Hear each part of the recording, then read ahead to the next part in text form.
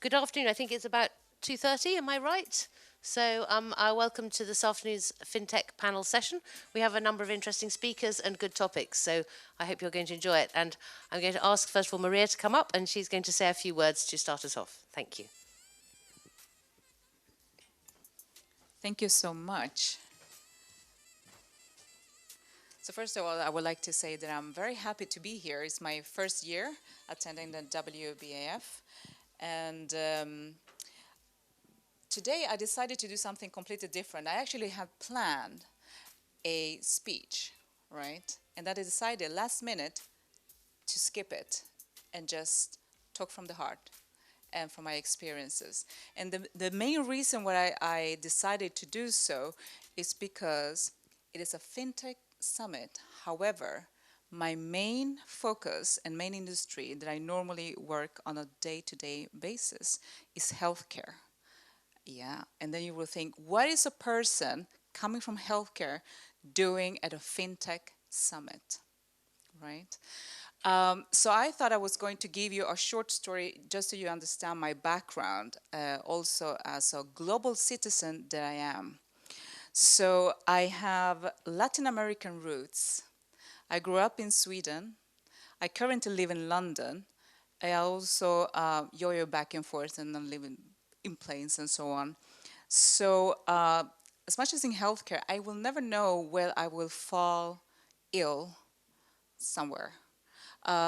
So there is a need for certain information to be available for me, also certain services as well. And the thing with healthcare and the financial industry is there's a lot of similarities. I think we can see a lot of what would you say, digital transformation pain that we're trying to deal with. So in healthcare, for example, that has always been known as a quite conservative and also highly regulated industry. We can see similarities also in the finance world. But we also have noticed there is a change in the traditional healthcare where we can see consumers or citizens driving new healthcare business models. But also, how can we cater for citizens who perhaps are not in areas where those services can be available? So I'm putting a little bit of different hats, right? So in Sweden, we have a very highly, I would say, digitalized society. I don't know if you heard about it, but this year, Riksbanken, which will be the equivalent of, well, it's a Swedish central bank, has talked about piloting the e-krona, which is our digital currency. We'll see how that will go, right? And also it has been estimated that by 2023, might be the first global nation going completely cashless. And you say, well, that's pretty convenient, right? So in Sweden, we normally, we don't carry around cash. If you go to other countries, sometimes you can see a sign outside a store, perhaps saying, we don't accept cash. Or we don't accept cards, I think. In Sweden, we always say we don't accept cash. We swish each other. I don't know if you heard about this application, but there's an application where you have several banks collaborating. And we can go out for dinner and we split the bill and we switch each other. That's how we say it. That's kind of like the terminology that we do. You can have an 11-year-old boy or girl switching to the grandmother, 80-year-old. So there is a fascination in this service and easiness, I would say, but it comes quite natural for us also as a culture. And but there were certain aspects of why we tried to do this. There was a little bit talking about security issues. That perhaps digitalization could ease that. But then again, if I put my Latin American hat as well, and in certain countries where the infrastructure might be a little bit different, we might not have access to these sort of facilities. So going back again is that technology is so beautiful, but sometimes it goes a little bit faster than we actually want it to be, also based on different cultures, infrastructure was mentioned, but also anthropology. But what I didn't mention is that also apart from my healthcare background, I also specialize in looking into certain technologies such as AI and blockchain. Now, blockchain is something that I found very interesting. So the topic of my speech was the interconnectivity, which I would like for you to keep an open mind and invite you to see things from a broader perspective, because there is a need for us to be more creative. We can see that in the healthcare industry, how I now monitorize my conditions, or I work into preventive care. I don't want to fall ill, we live longer, and so on and so forth. It's the same with finance, and I think that the use of blockchain, that initially came from the finance sector, how we can have benefit that in the healthcare sector now.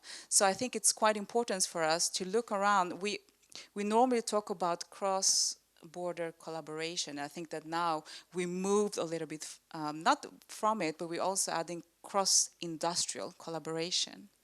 So, and I think it's very fascinating, and not only for the type of services that can be developed from it, but also the opportunity. We talk about inclusiveness, and this is something where, for example, not only the big players, but also other people that can come in and contribute to the ecosystem, such as SMEs. So I think that's a lot of potential, not only from the technological point of view, but also from this opportunity that we have with diversity as such. So I just wanted to open up that those little topics for us to explore it further, but maybe looking to the possibilities of using these technologies to ease that digital transformation pain, but also perhaps invite other people to have the discussion about some of the ethicality problems that we face, regulatory challenges, and how can we work together to create a more transparent, perhaps, economy, but also a collaborative economy as well. And I think that we are a fantastic audience, having so many backgrounds, and perhaps we can sort of brainstorm this together. Thank you. Does anyone have any questions for Maria? She's joining a panel in a minute, so we'll have more chance to explore these themes. I have one question, perhaps, which might open up the afternoon, which is: do you see a world where somehow we don't have a concept of cash anymore? That we almost return to a sort of barter style. Somehow we are using some other asset as the currency. Do you have any sense of that? We're looking at different sectors.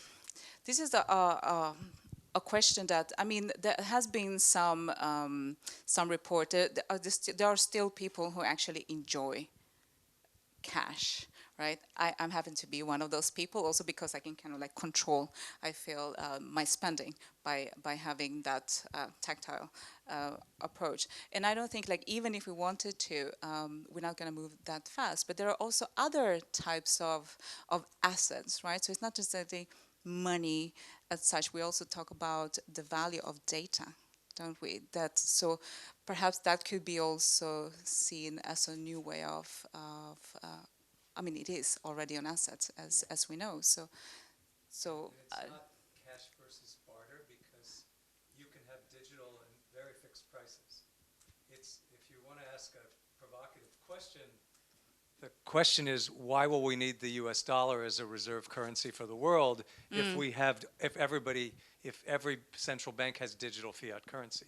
Because then suddenly the need to go into the dollar or the euro or the sterling or the yen becomes much less important for international exchange of value. and how would you? Well, I was going to ask. Yes.